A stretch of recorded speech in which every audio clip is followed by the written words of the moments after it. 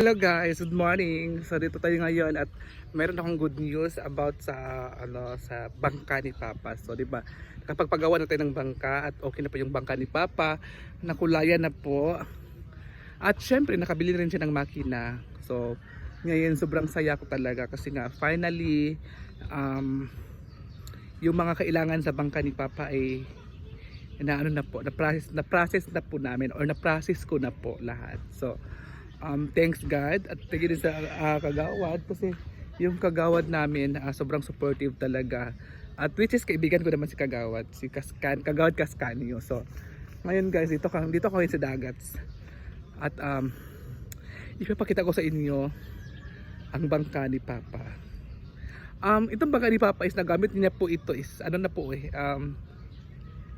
apat na beses na ata. So ngayon ko lang naisipan na i-vlog kasi nga ngayon lang talaga na kompleto yung kanyang papers, yung mga nilalakad naming papel o parehistro. Kasi 'di ba dati dati parang nung nasira yung bangka niya, so walang narehistro yon, pero walang yearly na binayad ni Papa. So ang yearly kasi dati is 500. So ngayon yung 500 na yon is 3 years ata si Papa or 2 years hindi siya nakapagbayad. So disqualified yon. So hindi kami, nung nasira yung bangka niya at yung makina niya ay nasira na nababad sa dagat. So ngayon pinaayos ko, nung una pinaayos ko, tapos nagbayad ako ng 1.5, tapos wala din, hindi rin nagamit. So ngayon bumili kami ulit ng makina ni Papa kasi di ba ni Papa na di ba gumawa si Papa ulit ng bangka para kasi hindi kasi yon secure yung dati niyang bangka na pinagawa ko. So ngayon si Papa naman nagpagawa ulit ng bangka, which is dalawa yung ginawa niyang bangka. So ngayon titingnan natin ngayon guys, at napinturahan na rin siya ng kulay white kasi dati kasi kulay pula to so kulang kasi ng pintura, so pininturahan niya po ulit ng puti. At yung puti, hindi naman nagkasya. Kasi iwan ko pa bago, hindi ko naintindihan si Papa. Basta ito na nga guys. Kaya mag house tour tayo sa kanyang bangka. Bye! So ito yung bangka ni Papa, mga mamshi. So pinturahan na po siya, kulay white. Ayan po yung bangka niyang, yung lago dati na ginawa niya. So ito yun. May mga PC. Yan po ay PC po yan, para kung saan tatambay si Papa ay ihulog niya yan. By bato yan At yan yung ilaw niya. Yan yung ano yun ng ilaw, tawag dito. Ito yung ilaw. Yan yung ilaw dyan na pag nanglalaot siya, dyan po yung nakatapat yung ilaw. At ito yung pundo niya, yung panaga niya. Ito yung ginagamit niya na pag pamimingwit. Wait lang. Pasok tayo dito. Ito yung kanyang pamimingwit. Si Papa kasi hindi talaga si Papa, kami talaga wala talaga kaming pukot. So kumbaga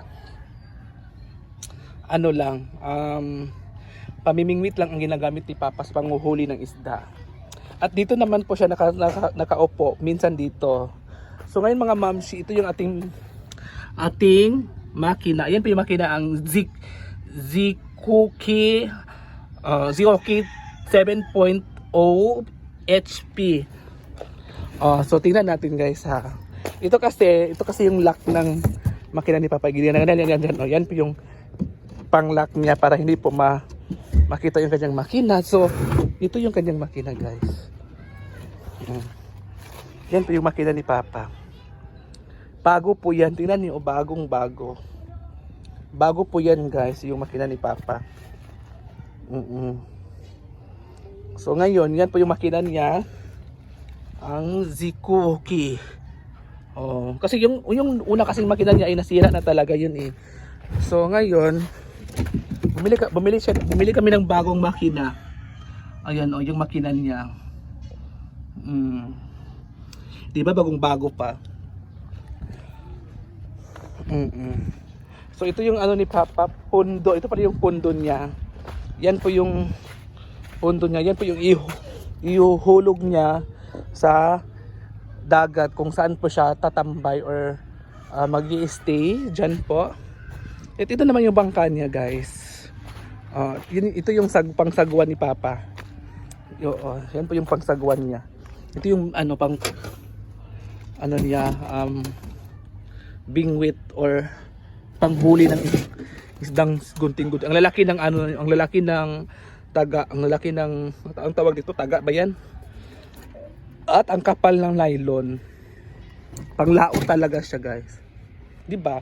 So yun lang muna mga mamshi, at mamaya guys papakita ko sa inyo ang mga papers na nakuha namin sa barangay at munisipyo.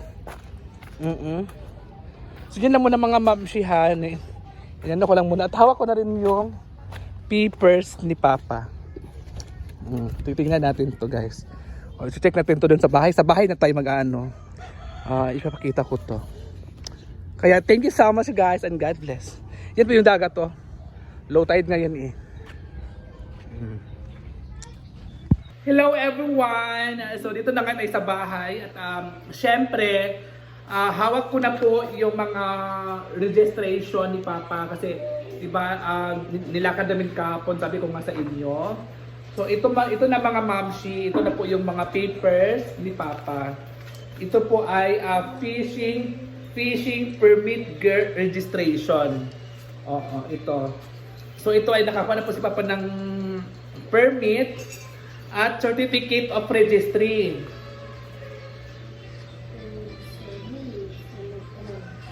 So ito po dalawa. Certificate of registry at saka certificate of number. So ito po ang mga ni Papa, ang mga registration niya na okay na po. Nagbayad na din si Papa kahapon ng insurance kasi di ba? Ito kasi mga mamshi, like kagabi si Papa nang laot si Papa. So muntik na siyang nahuli kasi hinahanapan siya ng registration certification. So ngayon, kahapon pa kasi nagbigay ng mga ganon. So ang mga bantay dagat ay nakaikot every day. So kagabi muntik na makuha yung ni Papa, yung bangka niya. So sayang din naman. So nagmakawa si Papa kagabi na sana bigyan siya muna ng chance na makapagdala nito. At syempre pupunta ako ng Hasaan ngayon para i-laminate ito, i-laminate ko po ito. Ilalaminate ko po ito kasi kailangan ko talagang ilalaminate to kasi hahanapin to. Kasi kung in case of manglaot si Papa, lahat ito ay ipapakita niya. So itong tatlong ipalaminate ko, or isa lang muna or dalawa. So ito lang muna mga mamshi ha, ito muna yung ipapalaminate ko. At ito po ang ni Papa, mga picture niya kahapon. Ito yung ID niya. Ito din yung Safety, Security and Environment Coast Guard, parang substation of Hasaan.